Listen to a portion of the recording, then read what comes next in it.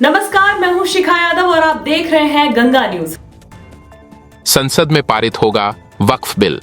सरकार कुछ वर्गों के विरोध के बावजूद संसद में वक्फ संशोधन विधेयक पारित करने के लिए दृढ़ संकल्प है। इस विधेयक का उद्देश्य विशाल संपत्तियों का प्रबंधन करने वाले वक्फ बोर्डों के कामकाज में सुधार करना और उनके संचालन में पारदर्शिता लाना है। कई वर्ग इस बिल को लेकर प्रदर्शन कर रहे हैं। इसके बावजूद मोदी सरकार एक राष्ट्र एक चुनाव के साथ ही वक्फ बिल को लेकर भी पूरी तरह से तैयार नजर आ रही है। लेकिन क्या विपक्ष भी इस बिल को लेकर तैयार है? और अगर तैयार है तो किस तरह से? क्योंकि हम सबने देखा है कि जब जेपीसी ने वक्फ बिल पर अपनी रिपोर्ट संसद में पेश किया था तब कितना हंगामा किया था विपक्ष ने। देखिए हमारी ये विशेष रिपोर्ट, जिससे आपको पता चलेगा कि वक्फ बिल पर मोदी सरकार की राह आसन नहीं है। वक्फ बिल पर जेपीसी की रिपोर्ट को पहले राज्यसभा और फिर लोकसभा में पेश कर दिया गया है। जेपीसी के चेयरमैन जगदंबिका पाल ने कहा कि लोकसभा और राज्यसभा के पटल पर रखी गई इस रिपोर्ट को पिछले 6 महीनों की लगातार बैठकों के बाद तैयार किया गया है।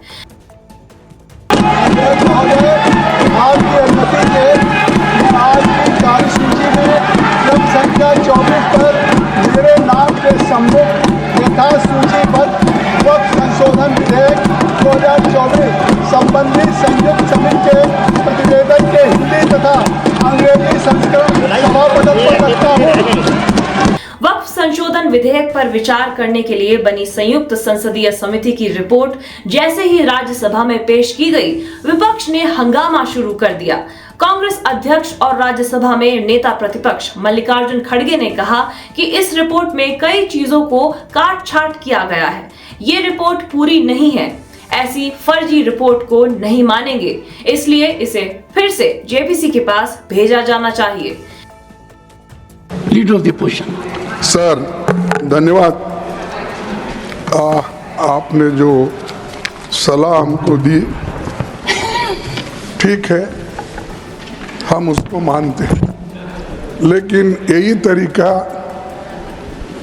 अगर उधर वाले भी मान गए तो मैं समझता हूँ नड्डा साहब अपने मेंबर्स को बड़े कंट्रोल में रखे हैं। हमारा एक ही विषय है, जो वक्फ बोर्ड की जेपीसी की रिपोर्ट है, जिस रिपोर्ट में अनेक सदस्यों ने अपना डिसेंट नोट दिया है, वो नोट देने के बावजूद भी प्रोसीडिंग से निकालना और उन मेजॉरिटी मेंबर्स के व्यूज सिर्फ उसमें रखकर बुलडोज करना, ये ठीक नहीं है, ये कंडेमेबल है और एंटी डेमोक्रेसी है, एंटी प्रोसीजर है। और दूसरी चीज नॉन स्टेक होल्डर्स बाहर से बुला के उनको जो होना, उन लोगों को खड़ा करके उनका स्टेटमेंट ले रहे। और जो इतने लोग पार्लियामेंट में जो भी डिसेंट नोट दिए हैं, क्या उसमें कोई एक पढ़ा लिखा नहीं है, कोई जानता नहीं है, और वक्फ बोर्ड एक्ट को कोई पढ़ा नहीं है? मेरे को बड़ा ताजुब लग रहा है। अरे आपको अगर कुछ करना भी है तो आप डिसेंट नोट के व्यूज को प्रिंट करके या अपने रिपोर्ट में डाल के बोलना चाहिए, उसके बजाय उसको डिलीट करके अगर कोई रिपोर्ट होती है मैं उसको कंडेम करता हूं। और ऐसे फर्जी रिपोर्ट को हम कभी नहीं मानेंगे, सदन कभी नहीं मानेगा। और जब प्रोसीजर फॉलो नहीं होती, वो पार्ट ऑफ इस हाउस का विभाग नहीं बन सकता। तो इसीलिए मैं आपसे विनती कर रहा हूं कि उनको डायरेक्शन दीजिए, जो भी रिपोर्ट आई है वो अगर वो रिपोर्ट में डिसेंट्स व्यूज नहीं है तो उसको वापस भेजिए, निकाल दीजिए, और उसके बाद में फिर एक बार आप पुनर्विचार करके उस सभी डिसेंट व्यूज को डाल के आप पेश कीजिए, फिर आगे क्या होता हम देख लेंगे। दूसरी बात सर, देखो दूसरी बात सर, आप मालूम है जब मेंबर्स एजिटेट क्यों होते हैं, ये सिर्फ उनका घर का सवाल नहीं है। मैं अरे तो बहुत कोर्ट को बहुत करते, बैठो को बहुत कोर्ट वाले हैं इधर देखिए सर, मैं ये किसी इंडिविजुअल का सवाल नहीं, वो मेंबर्स जो आके एजिटेट कर रहे हैं तो कहीं अपने लिए नहीं, पूरे समाज के लिए जिनके ऊपर अन्याय हो रहा है उस अन्याय के खिलाफ वो प्रोजेक्ट कर रहे हैं। और इससे देश के लिए भी ठीक है, क्योंकि we wanted a united all inclusive growth और पीसफुल रहना कंट्री, ये सभी हम चाहते हैं और उसके लिए हम मदद भी कर रहे हैं आपको। लेकिन आप ये संविधान के विरुद्ध अगर ऐसी चीजें करती है तो ऐसा ही गड़बड़ होता है, फिर इसको लोग प्रोटेस्ट करेंगे। तो मैं नड्डा साहब से विनती करता हूं, क्योंकि नड्डा साहब जरा कम से कम पीसफुली सुनते हैं पहले के मेंबर्स लीडर के जब मुकाबले में, मैं एक दूसरे की मुकाबला नहीं कर रहा हूँ। कहते हैं is not a member of this house, is not a member of that. Okay ठीक है, मैं कभी कभी याद दिलाना पड़ता है, जैसा इतिहास का आप जिक्र करते हैं, राम का, विक्रमादित्य का, ये जैसा जिक्र करते हैं, वैसा मैं उनको ये बोल रहा हूँ कि आप प्रेसिडेंट भी हो, आपका इन्फ्लुएंस इसमें जरूरी है। आप इसको विड्रॉ करने के लिए, और इसको अनकॉन्स्टिट्यूशनल है, इसीलिए जेपीसी को फिर से आप भेजिए और इसको आप प्लेस करने के लिए। सर आप रिफ्यूज कर सकते हैं, कितने गवर्नर बिल्स रिफ्यूज करके वापस भेजे हैं हर स्टेट में सर गवर्नर छोटे छोटे रीजन जो संबंधित नहीं है, तमिलनाडु का गवर्नर भेजता है और कर्नाटक भेजते हैं, हर जगह। इसीलिए मैं बोलता हूँ आप वो डिसेंट नोट्स को डलवाइए, फिर से उसको रिपोर्ट में डालिए, तब तक ये वापस भेजिए और आप करना चाहिए। मैं आपसे विनती कर। मल्लिकार्जुन खड़गे के आरोप पर केंद्रीय मंत्री किरण रिजिजू ने आपत्ति जताई और कहा कि किसी नियम का उल्लंघन नहीं हुआ है, किसी भी बात को काटा छाटा नहीं गया है, पूरी की पूरी रिपोर्ट को पेश किया जा रहा है। इस रिपोर्ट को आज सिर्फ टेबल किया गया है, जब इस रिपोर्ट पर चर्चा होगी तो विपक्ष अपनी आपत्ति जता सकता है। आज जब as per the listed business the JPC report on Waqf Amendment Bill was to be placed on the table of the House. And some of the concerns raised by the opposition party, I have just checked it. There is no deletion, there is no removal of any part of the report. Everything is tabled on the floor of the House. On what basis you can raise this kind of issues? Don't mislead the House. Sir, I am very pained to say that the honorable members from opposition parties are making unnecessary issue by raising issue which is not fact. The allegation is false, sir. And as per the rule, the JPC had conducted the entire proceedings. There was no violation of any rules. All the members from the opposition parties participated in the proceedings of the JPC for last 6 months. Now finally, when the report is placed in the floor of the House, they are raising objection. In the appendix also, all the dissent notes are also attached. All the dissent notes of the opposition parties are also attached and placed on the record of the House. They can't mislead the House in this manner. This is very unfortunate, sir. Waqf bill की report पर कांग्रेस सांसद गौरव गोगोई ने दावा किया कि हमने JPC में बातचीत के दौरान वक्फ बिल के मसौदे में संवैधानिक खामियों को उजागर किया है।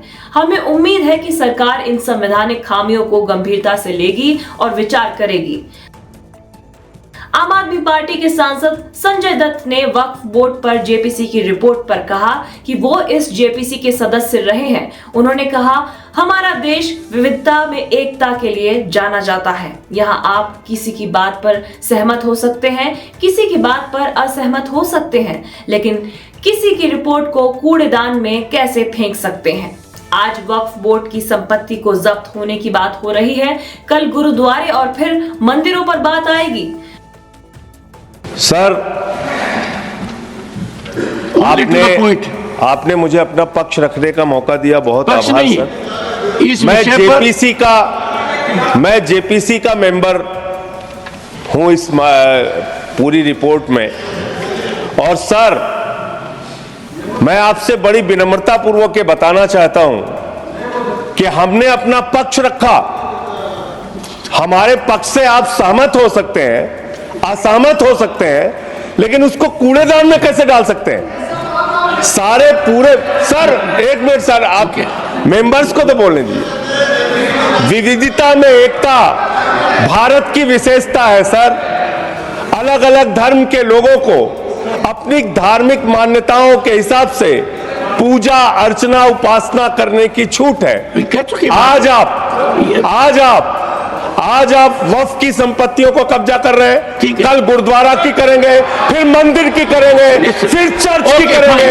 हिंदुस्तान में धार्मिक स्थलों की श्री भूपेंद्र यादव दोबारा जब राज्यसभा की कार्रवाई शुरू हुई तो सभापति जगदीप धनखड़ ने सदन में राष्ट्रपति के अभिभाषण पर धन्यवाद प्रस्ताव पारित करने को लेकर राष्ट्रपति का संदेश पढ़ा।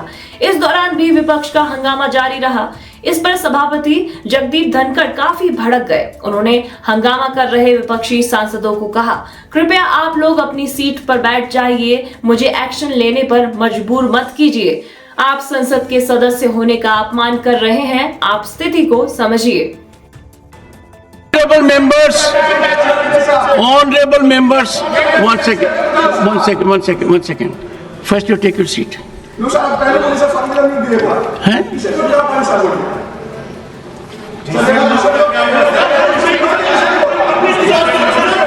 What is this? Leader of the House, have you anything to say on this? One second. Leader, go to your seat. Leader of the House is speaking. Sir. But go to your seat. First, go to your seat. You should learn some basic manners. Go to your seat. Don't think you are alone to yourself. You are ridiculing the position of member parliament. आप संसद सदस्य होने का अपमान कर रहे हैं। No. Honorable members, one second. Take your seat. Honorable members.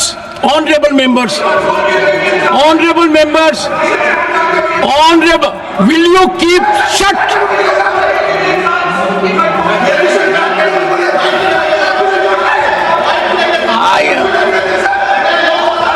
Honorable members, the Honorable Minister has, Leader of the Opposition, in categorical terms stated that no part of dissent or any input by a member has been deleted. The statements made in the House constitute an act of impropriety. When the minister has made categorical statement, if you think contrary, take recourse to rules. Such a categorical statement, no. A responsible minister, parliamentary affairs minister, Shri Samirul Islam, Shri Nadimul Haq, I have to explain and something. Muhammad Abdullah. These three honorable gentlemen Sir, have created chaos in the House. no. Disruption in the House. Disturbance in the House. And I will be constrained. I will be constrained to take a extreme step. JPC की report पेश होने के बाद राज्यसभा में विपक्ष ने हंगामे के बाद सदन से वॉकआउट कर लिया। इस पर जेपी नड्डा ने कहा, विपक्ष अब वॉकआउट कर रहा है, ये सदन की कार्यवाही में शामिल नहीं होना चाहते। सदन की कार्यवाही के दौरान कुछ सदस्यों ने नियमों का भी उल्लंघन किया। नड्डा ने आगे कहा कि चर्चा में एक बात सामने आई है कि विपक्ष का मकसद चर्चा करना बिल्कुल भी नहीं था। उनका मकसद राजनीतिक दृष्टि से अपना पॉइंट स्कोर करने का था। ये बहुत ही दुख की बात है कि संसदीय कार्य मंत्री ने साफ किया कि रिपोर्ट से किसी बात को हटाया नहीं गया है। इसके बावजूद विपक्ष का व्यवहार बहुत गैर जिम्मेदार रहा। ये निंदनीय है और तुष्टीकरण की राजनीति है। Someone can bring a motion. सभापति जी, No. Leader of the House. सभापति जी, संसद के अंदर वाद विवाद विषयों के बारे में चर्चा और प्रजातंत्र के अंदर हम एक बात मानते हैं कि वी अग्री टू डिसएग्री। इसलिए चर्चा और चर्चा के साथ साथ लेकिन Nothing except what the leader of the House said will go on record. हमें परंपराओं का ध्यान रखना चाहिए और परंपराओं को ध्यान रखते हुए संवैधानिक प्रावधान के तहत प्रजातांत्रिक तरीके से हमें हाउस की प्रोसीडिंग्स को चलाना चाहिए। मुझे दुख है ये बताते हुए और खेद है कि आपके बारंबार रिक्वेस्ट के बाद in spite of your repeated request that the house should come to order so that at least राष्ट्रपति जी महामहिम राष्ट्रपति द्रौपदी मुर्मू जी की मैसेज संदेश वह इस हाउस को सही वातावरण में यहाँ पर आप उसको रख सकें। लेकिन विपक्ष ने जिस तरीके की भूमिका अदा की है वो बहुत ही गैर जिम्मेदाराना है, इररिस्पॉन्सिबल है और इसकी जितनी भी निंदा की जाए वो कम है। मैं ऑन रिकॉर्ड लाना चाहता हूं कि राष्ट्रपति महोदया the first citizen of the country जब वो उनका मैसेज पढ़ा जाए तो हाउस ऑर्डर में होना चाहिए था, जो नहीं है। यह बहुत ही दुर्भाग्यपूर्ण है और इसकी हाउस निंदा करती है, यह मैं जरूर कहना चाहूंगा। राज्यसभा के बाद लोकसभा में भी वक्फ बिल पर जेपीसी की रिपोर्ट पेश की गई, लेकिन राज्यसभा की तरह लोकसभा में भी विपक्ष ने भारी हंगामा किया और फिर सदन से वॉकआउट कर लिया। माननीय सदस्यगणों, प्लीज आप सीट पे बैठेंगे। माननीय आप सीट पे बैठेंगे। माननीय गृह मंत्री जी कुछ कहना चाहते हैं, आप बैठेंगे सीट पे बैठे आप। माननीय आपका विषय जो विषय तय हुआ है वो जेपीसी रिपोर्ट पर विपक्ष के हंगामे पर गृह मंत्री अमित शाह ने कहा कि हमारी पार्टी को इस रिपोर्ट पर कोई आपत्ति नहीं है। विपक्ष को जो आपत्ति है वो अपनी आपत्ति दर्ज कराए। बता रहे हैं गृह मंत्री जी। माननीय अध्यक्ष जी, विपक्ष के कुछ सदस्यों ने आपत्ति जताई है कि इनके जो विमत है, डिस्प्यूट्स है, इनको पूरी तरह से नहीं रखा गया है। मैं मेरी पार्टी की ओर से आपको विनती करना चाहता हूं कि विपक्ष के जो डिस्प्यूट्स हैं एक सिरनीर कर आप संसदीय कार्यप्रणालिका के उपयुक्त रूप में जो जोड़ना है वो जोड़े। इसमें मेरी पार्टी को कोई आपत्ति नहीं। आज के लिए बस इतना ही। देश दुनिया की तमाम खबरों के लिए जुड़े रहिए हमारे साथ और देखते रहिए गंगा न्यूज।